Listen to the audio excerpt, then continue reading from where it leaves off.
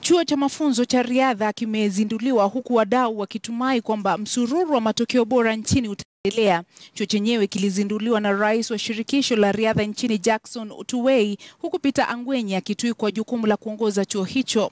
Kambi ya mazoezi ina zaidi ya wanariadha 70 huku kutoka nchi nzima. Baadhi ya wanariadha waliopo hapa wana uzoefu wa kushiriki katika riadha za hadhi duniani na watatumiwa kutoa mafunzo kwa talanta chipuka. So, this is your money and then of course, Lucy. Okay? Well done, congratulations.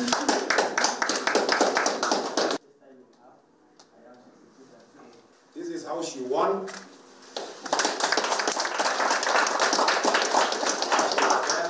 It's not easy to produce world champions. It therefore means that they are motivated, they are well trained, they are disciplined, and they are ready to go and make a difference in the rest of the world.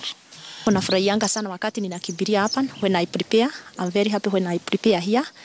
Kwa sababu nikikimbia hapa sio flat. It's up and down. So wakati ninaenda iko Europe, wakati nakimbia mountains, it's not easy because they are very strong ladies in mountains. Especially Austrian ladies, they are very strong in mountains. But wakati nina complete